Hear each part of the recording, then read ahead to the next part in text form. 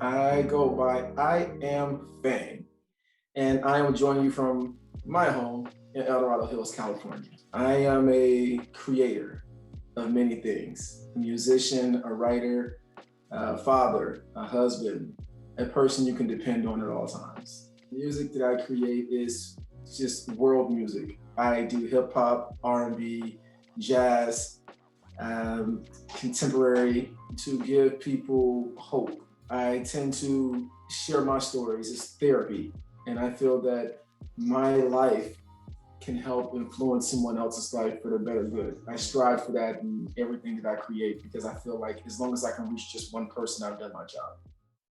This is Rigglewood, North Carolina. My uncle having a gun pulled on him and threatened, and that happened when I was like 7 years old.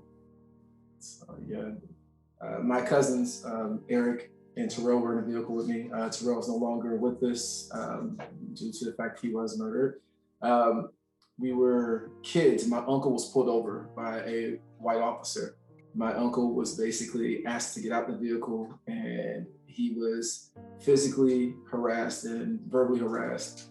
And the officer basically looked at us in the back seat like it didn't matter and it was supposed to happen.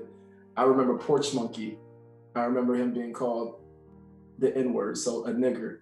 I remember him being called a coon. I remember myself and my cousins being called monkeys. I wasn't old enough to understand what was happening, but I knew it was wrong.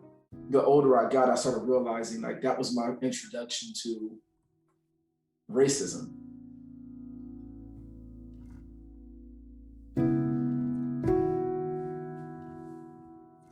It was almost like he was just angry. And those are the things that stick with you no matter how old you get. Is that a human being, a white man, was calling me these things, and he was, I inspired to be a police officer or a firefighter when I was 6, 7 years old. I mean, who didn't want to be those type of things? And to see that happening, And when I look back at it, it still hurts because it's somebody really felt that way, just about another human being. It's not like I haven't had experiences before, but this felt like the same.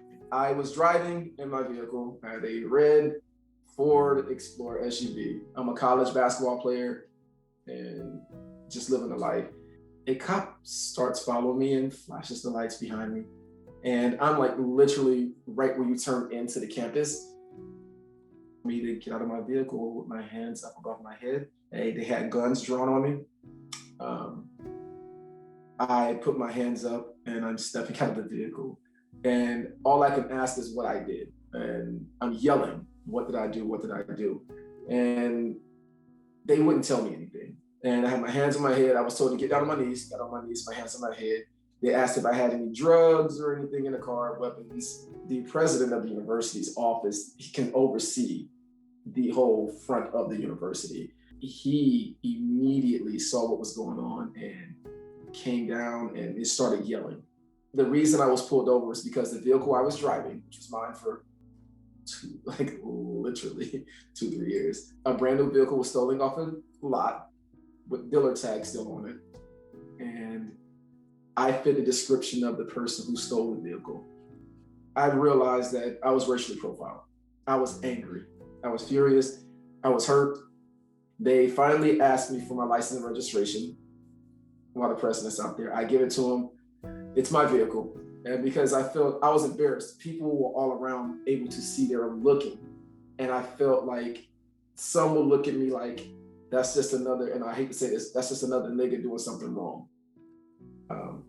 And the president got an apology. I never received an apology from the officers. Trauma due to these things, because a lot of us actually have what is considered to be PTSD from where we're from. And racism and dealing with, I hate to be honest, just crooked effing cops is a huge part of that. And it's all stirred around racism. Everybody deserves to be treated equal, no matter what.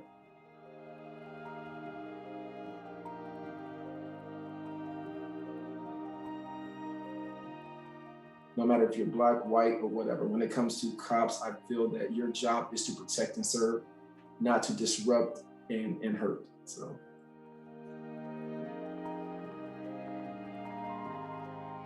What if it were you? Would the actions be the same?